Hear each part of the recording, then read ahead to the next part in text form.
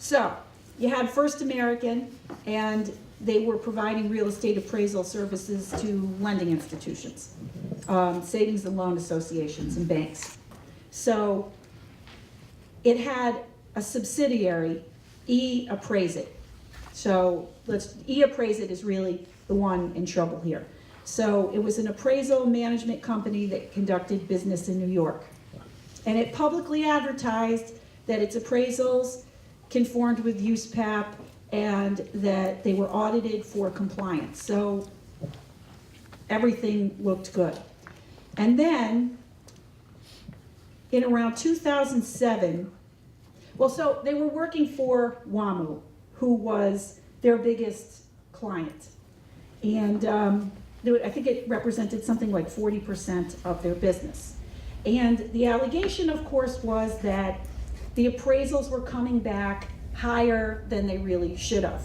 I mean, in retrospect, this is all history, and it all seems very obvious, but at the time, I don't think anybody understood that this was where things were going. So in 2007, the AG initiated an action against Appraisers under the executive law and the general business law, saying that Appraisers engaged in fraudulent and deceptive acts in its conduct of business to the detriment of its customers and the public.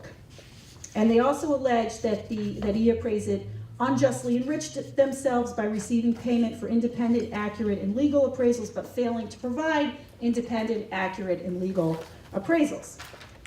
So, so at this time, WAMU was the largest savings and loan, and I think I have it here. WAMU was Appraisers' biggest customer, representing 30% of its business. So the allegation is that WAMU pressured Appraisers to give these bad appraisals, and that Appraisers did it. Okay, so I'm on page 11 now. So shortly after WAMU hired Appraisers, WAMU's loan production personnel complained that Appraisers staff and fee appraisers were not hitting value. And that it was appraising homes at too low number to permit loans to close. So initially, there's evidence in the record that Appraisers management attempted to thwart any coercion by WAMU and push back a little, but, and I think, and this is going to come up later because I'm going to talk more about specifically fraud and how that affects appraisers. During 2006, WAMU starts to complain less and bring in higher appraisals. And at one point, there's an email chain or some kind of evidence they had that indicates that that Appraisers' future business was contingent, expressly conditioned on Appraisers giving high enough values on their appraisals. Okay. So as a result of all this pressure, the rest is history. So what is the defense that the appraisers put forward in this particular case that I'm putting in here today, and why do we care about it? So one of the arguments that the appraisers tried to make was, Attorney General of New York, you cannot come after us on this USPAP stuff and other violations because the law on appraisals has been preempted by the federal government. So what's preemption? Preemption means that the feds have made a law that is so comprehensive and that covers a topic so completely that the states are out. They federally preempted the states. So that comes out of the supremacy clause that vests in Congress the power to supersede not only state statutory or regulatory law, but common law as well. So how do you know that some law that the federal government has made has preempted state law and pulled it into the federal realm exclusively? It might expressly say that, or it could be by implication if the law is so completely dominated. But this is what the Court of Appeals ended up saying, and this is why I think this case that is it's 2011, but it's a big case, so I just thought I should put it in because it's important to the state's ability to do any of this. The state said, no, it's not preempted. We, the state, still have power to look at what appraisers are doing and to discipline them and to set standards for them. And why did they say that? Because it said that the way that the federal law was actually written, if you look at the actual, the actual text of the federal law, it says that it anticipates that the state is still going to be involved. Specifically, the statute recognizes that the states are in the best, the report to the appraisal subcommittee in the Congress said that it recognized that the states are in the best administrative position to certify and license real estate appraisers and to supervise their activities, and permits the states to impose stricter appraisal standards as necessary. So this is the opposite of preemption. That this basically means that there's basically concurrent jurisdiction, that there's a federal agency that can act, but there's also a state agency that can act. Now, I think when I read this case, I don't know about you, if anybody here has read this case, but it's kind of really, it's in many ways a disgusting case. And why do I consider it a disgusting case? Here you have these appraisers. They're doing their job. They're giving an honest, straightforward appraisal. 8 pages. What does WAMU do? The people at WAMU say to these people, if you don't give us better values, higher values, so that we can essentially market these loans to Wall Street, we're going to fire you, we're going to replace you. So they're basically being blackmailed into violating their obligations as an appraiser to keep the work. And I don't know, but you know, Elizabeth Warren is a famous senator from Massachusetts, and she's one of her claims to fame is that the people on Wall Street escaped the financial crisis unscathed. The Attorney General, who does he go after? He goes after a victim. He goes after the appraisals. Instead of using these appraisers to go after the bank, what happened to the bank officials who were trying to jack up these appraisals and use their power to jack up these appraisals so that they could, what was really going on here? What was going on was that Wall Street was making a ton of money on securitizing loans by packaging all of these loans that everybody in the industry knew were never going to get paid from day one. A lot of these loans, they would issue a loan, they would sell. I can remember in 2007 looking at a 3-bedroom apartment on Washington Avenue in Brooklyn they were selling for $750,000, no down payment. No down payment. So what happened with those loans? What happened with those loans? They turned around, they issued the loans. A lot of these loans didn't get paid, not even one payment got paid on these loans, but they got put in a package. The banks got a tremendous commission from Wall Street for putting these loans together, and the investment bankers who put these securitizations together made millions, and the investment banks made millions. And what they do, they sold it to the Chinese and to the Japanese. And and who winds up on the hook? The appraisers who are threatened with, who aren't going to go along with it. Yeah.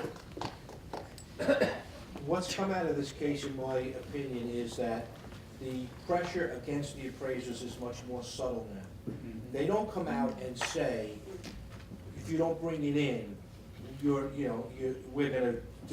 not gonna use you on the panel anymore. But what they do now is much more subtle. If you bring in 3 or 4 appraisals low in a row, that appraisal source dries up. You don't get any more appraisal from them. Nothing's ever said about it. but we are still under tremendous pressure to bring values in. And even if even if, which I don't, I bring it in whatever I think it's worth, that's what I bring it in for. And I had a company where I did 90 appraisals for them, I did bought three in a row in a low. I haven't received an appraisal from them in 6 months. I mean, it's much more subtle now. It's not like it used to be where they came out and said, if you don't bring this number in, but there still is no appraiser independence. But when you walk in to a brownstone, or you walk in to a co-op, how do you know what the bank is quote-unquote hoping to get? How do they communicate that? You don't know specifically, but if you have a contract of sale, you know what the house sold for. And it's usually, it's not on a refinance, because it's on a sale. Like if you, example, the house was sold for 1.5 million, I brought it in for less than 1.5 million. Guess what? Nobody gets paid. So the mortgage broker is now gonna put pressure on the appraisal management company, don't use this guy again. And the appraisal management company's not gonna turn around and say, I have to use him, because they don't wanna lose the client. The only thing all of this did was shift, when I was doing it directly and I was just dealing with my mortgage brokers, I told them I can't bring the number in, okay? Or I could bring that, or whatever. Now it's much more subtle. And we are still under exactly the same pressure, and the difference is we're making half the money we used to make before. It's the whole system stinks. That was also one of the reasons why you noticed over the last year or two, a lot of your major money-centered banks paid huge fines to the federal government, Justice Department. The deal, the quid pro quo was, you leave our compensation from those years alone, you don't touch any of the executives in the bank, and like Chase, we'll pay you $13 billion for you to do that. They bought their way out of it. The ironic part here is that before there was e-appraiser, and WAMU used to order the appraisals directly from the appraiser and exert influence on the appraiser to make numbers.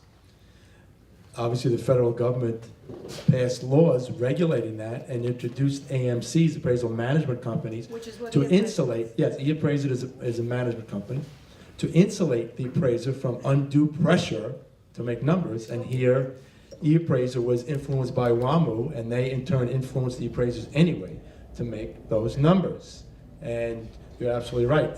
There it was much more blatant, and you were pretty much told, I mean, we knew when we did work for e-appraiser. They were like, this is the number, you gotta bring it in. Right, yeah, when WAMU changed and started using e-appraiser, because we were with WAMU for years and did very high volume with them. Once the appraiser took over and then they started pressuring us directly, we stopped working, we stopped taking any work from them. And then that obviously led to the demise of WAMU. And I don't know if e-appraiser is still in business. Anybody know? I think they went down also. But the premise of having an AMC insulating appraisers, it really does not work, and it takes money from appraisers' pockets. The only difference I see today is maybe because I do hardly any work for AMCs, but the work that I do, they don't bother me for numbers because they know I'm not going to listen to it. Yeah, Let me but ask you this. The point I'm trying to make is if you bring in, especially on sales, if you bring in a number low because you know the house isn't worth it, and this past year, the sellers thought the numbers were going up when they weren't really going up. They are just not gonna give you appraisals, and you can't call them up and say, how come I'm not getting any appraisals? No, I just did 90 for you in the last year, and now I'm getting nothing. But that also happens on refinances too, because we're asked to give a fee quote on the refi, and they have the management company will have a schedule. If the value is between X and Y, we'll pay this much for the appraisal. If it's between Y and Z, we'll pay this much for the appraisal. And I'll say, according to your schedule, what's the fee? Well, we think it's worth $1.5 million, so the fee is $750.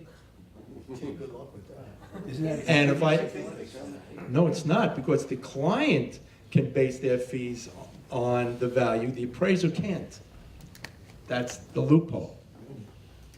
Yes, I checked it out. But that's what they're gonna pay you. Yes, So they yes, are yes. indirectly applying that to your compensation. They're allowed to, I checked it out.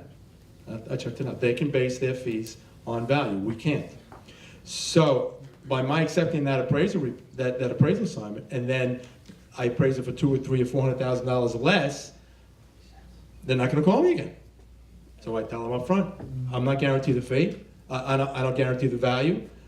Your fee to me may be contingent on your value that you need, but I have to ignore that. If you want to call someone else, call someone else. You got a question? So what do you think about what Jay said about the appraisers are the victims here? No question where the victims. I'm sure you'll have 65 No, I saw a people look, agreeing. I just saw a look on your face though. This is really, listen, this is one of the, not to get political, but there are a lot of people who You think. can't help yourself. I can't help myself. I mean, look, I supported our president, I'll say that, but there are a lot of people who feel very wounded by the fact that the Obama administration, the SEC, did not seek any criminal indictments against any high-level Well, banking you just people. explained the. They bought their way. And I understand that, yeah, but, Why so was what? bought by Yeah, but people who commit economic crimes are not supposed to be able to buy themselves out of jail. Always a number. Wait, one more Yeah. comment. The appraisers are the least organized, and we have the least money, so they're gonna step all over us. And no leverage. And no leverage, exactly. So, we are the downtrodden, and they are really stomping all over us. And none of this, in my opinion, there were some bad appraisers out there, but for the average guy that's sitting in this room, we were all out there doing the right thing. And we are the ones who took the brunt of all of this. Mortgage brokers and appraisers got killed for this, but it was the government that created these 106% loans and all this other stuff that allowed that greed to take hold. And those mortgage brokers were making $40,000, $50,000 commission on a loan, and we're getting paid a lousy $300. But then So they the also went greed back, was- the the greed was there AMCs for were busy them. ordering Excuse retrospective me? appraisals. Excuse me? The what? The AMCs Like a were hired e-appraiser. by the banks to do retrospective appraisals. Now, you go back 5 years and look at this appraisal, and was it worth this 5 years ago? Because now they're trying to, in addition to making the bad loans, to really solidify the case against the appraisers, who 5 years later, it looks like they overvalued it. Did anybody know what was gonna happen on that day, in 2007, 2008, when the world came to an end for a couple of hours? So they, it's, the system stinks. But we sit here and, we have our representatives and our lobbyists, and everybody pats you on the head and sends you on your way. Well, It's yeah, like when the you- whole thing with the UAD. We went to a class to learn how to do the UAD, and the two people teaching the class at the Appraisal Institute are now on camera every month for ACI, and they were there to sell software. The whole thing's so convoluted. It's really But under the law, I mean, in his circumstance, Speak up. he can't initiate, legally, it would cost him a fortune to go after this AMC saying that they infringed on his independence. But can he do something administratively by going to the Attorney General and just pointing out, saying, hey, I've done 90 cases, been on that panel, now they stop, I think there's a pattern, you should investigate, and it's really the pressure that this organization should place on the attorney. Look, it's happening again, and they should go into this and say, let me see who you ordered from, why you ordered, why did you stop in this case? Are there other appraisers that come in low, that killed the deals, and you're doing the same thing? Now you're just shopping for another appraiser, you kill them. And it gets known in the community, and there are people who don't care. They're gonna know, well, this is the purchase price, you gotta come close to it. This You is know, a Dominic question. Well, It you doesn't question. cost anything from our perspective to tell, well, but how much time? I mean, you could write something up like that in 20 minutes. And if the Attorney General, Then you get blacklisted, then you never get work. It's not worth it. you could do it anonymously, too. Well, you can have an organization that does work, that can lobby on behalf of The appraisers. appraisers The one we have. without, right. So I'm not saying, look. We don't look, have one. This is, this is it's extremely difficult to effect this kind of change. You have to be very highly But what's the organized. alternative? And you have to be very dedicated, and people have to commit time and money to the effort. Yeah. With the new rules on the collateral underwriting, they expect appraisers to be more conservative. They expect us to use comps that are closer. They expect us to use sales that are lower. This is gonna cause a problem throughout the whole industry, because we're not gonna be able, when we get a contract, we're not gonna be able to bring that house in. Because if we do, they're gonna kick the appraisal and say it's too risky. I mean, the whole system is absolutely, totally screwed up. Well, I would say this, from what I understand about the way appraisals work, and you can correct me if I'm wrong, if you have a particular piece of real estate that's unique in some respect, so that somebody has to actually use judgment and not just comps, They don't want that. forget about it. They don't want it anymore. They don't want us making judgment. They want this to be a round hole and a round peg and a square peg. They do not want us using judgment. That's all about the rating systems, the C1, the C2, the C3, C4, the Q1, Q2. That's all, they want it uniform. The days of being independent and saying, okay, I happen to like this style, and it's going on. And they're gonna force us to be more conservative by rating these appraisals based on risk. High-risk appraisals will get kicked.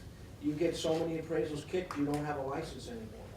So they want us to be more conservative with the values that we bring in, and they want us to use more recent sales, closer sales, whether they're applicable or not.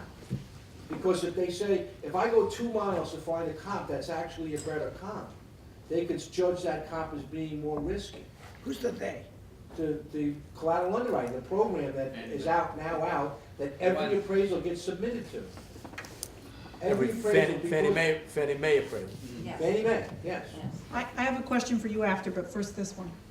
What this gentleman is speaking of is that Fannie Mae used to use the collateral underwriting tool. Now, everyone will be able to use it, all of the underwriters. But We don't have the. not only is what he's saying true, when you do get red flags, you will have no one to complain to, no one to say, hey, you know, how do I get this red flag erased, or say this isn't right. You know, if you use a comp 5 years ago, and you judge it average, and you say it's above average now, they'll question that and red flag you for that. Well, maybe it was renovated, you know, but you don't have a chance to even defend yourself.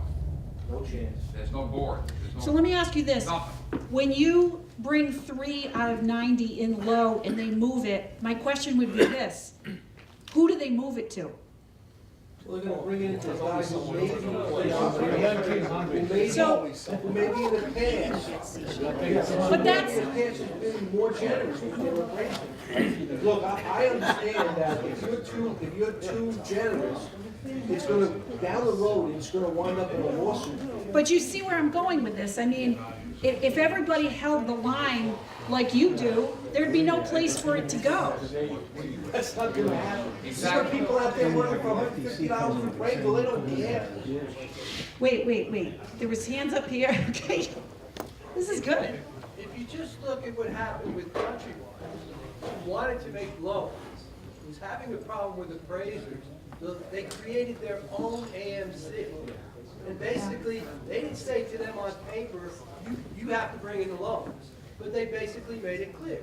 If you worked for their AMC and you didn't bring in the loans, in the old days, they would say, look, I can't use you anymore. Now, what they do is they just don't give you work. And if you say, how come I'm not getting any more work? They'll say, well, you know, I'll give you an excuse. We're slow, we don't have any. You know, we're slow. We decided to try some more people. And I talked to her and say, I just got 6 appraisals from them. He closed 3 in a row, then they go to the next one. Sorry, John. You wanted to take the break now, or this is No more questions? Any questions? Do you have any final comments on this? Because this is your baby. No, but I mean, what really is the solution, though? If you're gonna move it to the next guy, who's gonna, I mean, but what's to stop the next guy from coming in at the appropriate number as well? Nothing, because.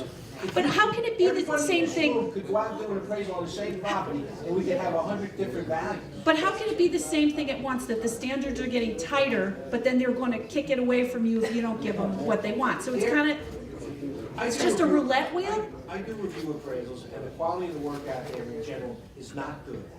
So if you have a guy out there. That's the doing answer I was- appraisals for $150, you think he cares? He just wants to churn numbers. The fact that we can't even determine our own prices. But My then he's the quali- next The one. quality of my work should determine what my fee is, not some AMC. This usual and customary fees is killing the business. Yeah, also, as we all know, the complication now is with the automatic underwriting review on the Fannie Mae side, we have no recourse. In other words, if an appraiser is put on a blacklist on Fannie Mae side, there is no appeal, no recourse. They can lose. They're not going to lose their license, but they'll basically lose their income, because once he's on a blacklist from Fannie Mae, that gets circulated to all the lenders in the whole country. And we're not privy to the information. And we're not privy to the information. There's no due process. There's no anything. You're on the blacklist. You're done. Find something else to do for a living. And the natural Wait a question, second, wait a second, wait a second. the natural question would be, why can't we as appraisers view that website and do our own review against the Fannie Mae database? But the rationale is, we're not their customer, the banks are their customer, so they owe us nothing. Because it would be very good if we were able to get into the database and review our appraisal against the Fannie Mae database to see what errors existed. At that point, we could explain in the report why these problems existed, why we were different from year to year, that it was improved. You'd have greater uniformity. But right now, nothing. I'm not understanding why appraisal organization, organized appraisal organizations can't initiate a dialogue with the appropriate entities or agencies. Dialogue. The function of the major appraisal organizations are education. It's not a lobbying organization. Not lobbying, not intervention, not changing Well, laws. Dominic, we, the Columbia Society, we're a member of the Appraisal Foundation, a sponsor of the Appraisal Foundation. For the last year, we've been working on a white paper that addresses these issues. You mentioned that at the other. Yeah, we have, I was going to discuss this later, but we have 4 You people. wanna- Excuse me, can we have quiet in the back, please? I'm sorry. Everybody can contribute when they're chosen. We have 4 of the sponsors that are willing to sign off now, and we have 3 that have brought it to their respective boards, and they're willing to sign. Hopefully, within the next 2 to 3 months, we're gonna have this signed, and it's going to be presented to Congress, both houses of Congress. We have a question here. There is a data source for collateral underwriting for your, to getting your GLA and everything. And I had signed up for that. And I tried it out the first 3 days that we started. And I got a bill in 3 days for, I think it was $368 for that information. Where I'm Didn't even getting charge you that. $150 as a split fee appraisal. I'm saying, wait a minute, I'm actually losing money right on an appraisal. How does this work? It's $6 per search they were charging. For the Fannie Mae same- charge? Fannie Mae, for the same exact information that the banks receive, they want to give you, it costs you $6 for every single search that you do. Wow. It would seem to me that you ought to be able to get it for professional courtesy. You would Then think. if there's Well, it would be two much goals, better one for appraisals in the That's end. right, that's right. And isn't that what they want? No, I don't think they do. I don't think they do. Give us the information. I think they want to put us out of business. but Bill, you had a question in the back? I was just gonna say, one of the ironies of it is that Fannie Mae tells us as appraisers, we're obligated to use all available data. And a few appraisal organizations sent them a petition saying, well, then you gotta give us access to collateral underwriting because that's available data. And they don't. So it's kinda like, in order to do our job, you're holding back from us. and It's you're almost like they're forcing us setting not up to be a able to sting. do it. Well, that's Yeah. a Oh, wait, potential listen lawsuit. to his comment. He says it's almost like they're setting them up. They're setting up the appraisers for failure, they really are. Because, you know, and I don't care, and everybody in this room who's been doing appraisals for a number of years knows that we can all look at the same property and see it completely different. You know, there's no one guy, there's no way in this room that everybody's gonna see the same property. I would never buy a house with a pool. because it's expensive, your taxes are higher. The next guy I can't swim, so but the next guy that can swim would say that house is worth 20,000 more because it has a pool. That's human nature. So, you know, but it's not what you're supposed to be doing, but it does influence the way you think. You know, location.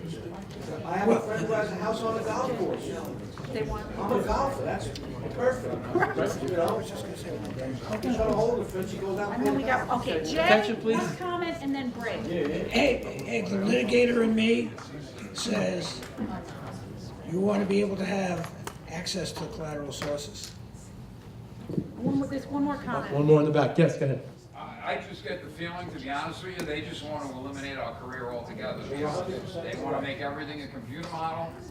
And a APO, why have appraisers at all? Well, the further proof of that is how difficult it is now to get an assistant license, especially in New York State, and to pass the federal exam for certified general, certified residential. They are extraordinarily difficult. The failure rate is, I'm not sure if it's 40 or 50% for general certification.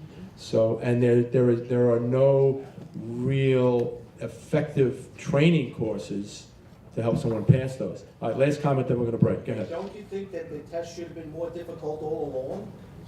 Yes, Okay, then we wouldn't be in this mess right now. Make it as hard as a CPA. but also make it practical.